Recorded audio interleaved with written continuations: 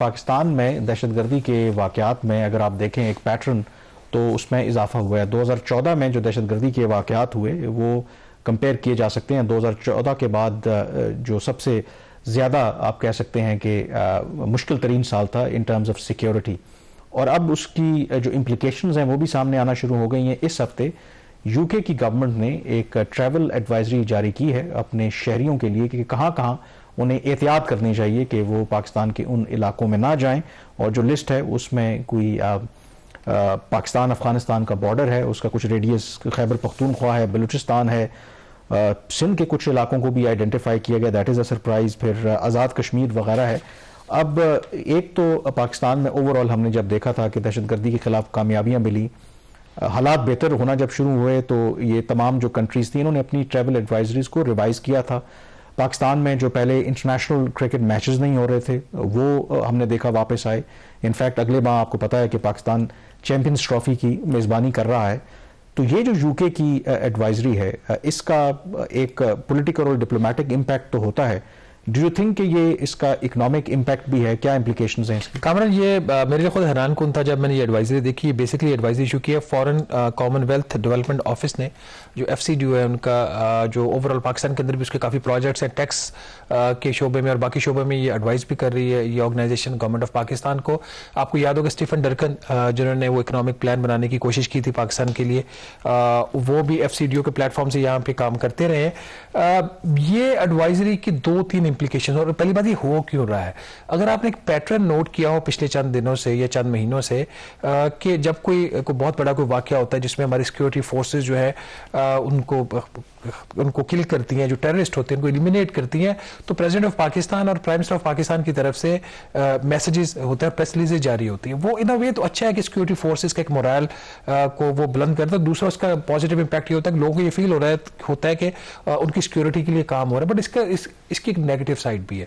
Negative side یہ کہ جب اس طریقے سے آفیشیلی ان چیزوں کو بتایا جاتا ہے پرائم منسٹر کے آفس کے لیول سے, پریزیڈنٹ کے آفس کے لیول سے, تو وہ پھر دنیا اس کو ایسے دیکھتی ہے کہ اس ملک میں کافی مسئلے جو ہے نا وہ سیکورٹی کے بڑھ رہے ہیں. اور یہ جو ایڈوائزری آئی ہے اس کو اس میں کافی سیریس لینا چاہیے. اس کی 2 امپلیکیشن ہو سکتی ہیں پاسبلی.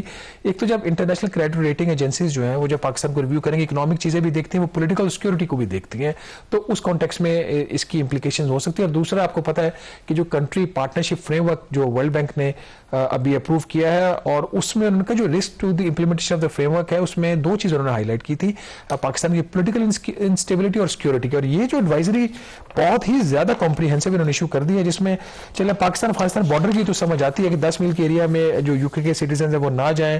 خیبر پختونخوا میں almost entire Khyber Pakhtunkhwa province انہوں نے اس کو ڈکلیئر نو گو ایریا کر دیا ہے.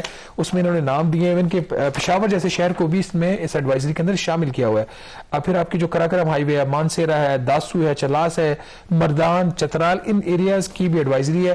بلوچستان میں سوائے ساؤتھ بلوچستان اور گوادر کے باقی ہر جگہ کی ایڈوائزری دی ہے.